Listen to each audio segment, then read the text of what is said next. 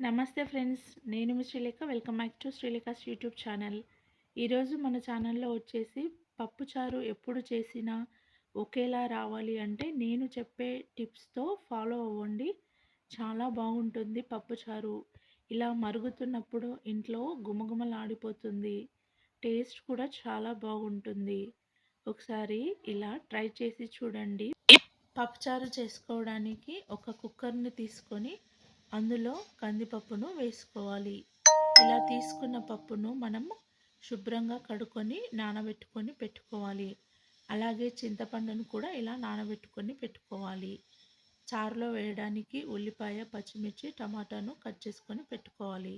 అందులో ఒక స్పూన్ మిరప్పొడి, అలాగే టమాటా ముక్కలను, ఉల్లిపాయ ముక్కలను, పచ్చిమిర్చి ముక్కలను, కొంచెం కరివేపాకును, ఆయిల్ను కూడా వేసుకోవాలి. ఇలా వేసుకున్న తర్వాత మనం మూత పెట్టి ఒక 4-5 విజిల్స్ వచ్చేంత వరకు ఉడికించుకోవాలి.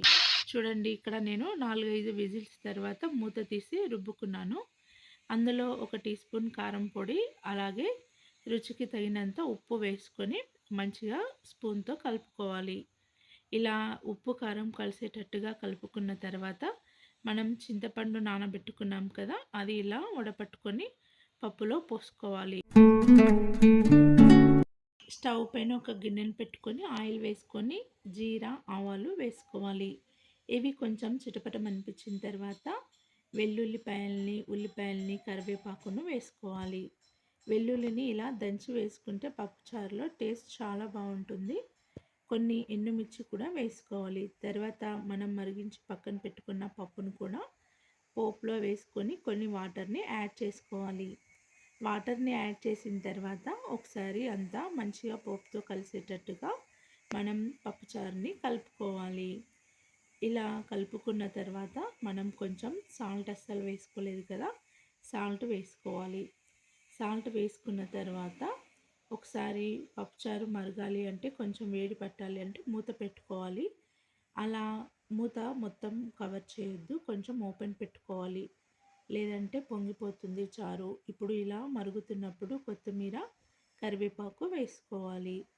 మనం ఇలా చూడండి, ఇలా మరుగుతున్నప్పుడు కలుపుకుంటూ టేస్ట్ చేసుకోవాలి.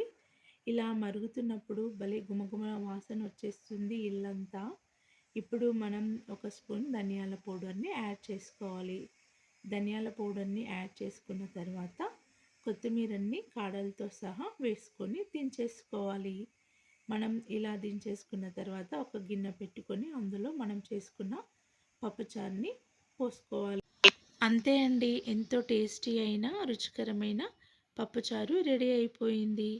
మీరు కూడా ఈ పప్పుచారుని ఒకసారి నేను చెప్పిన స్టైల్లో ట్రై చేసి ఎలా వచ్చిందో కామెంట్ చేయండి.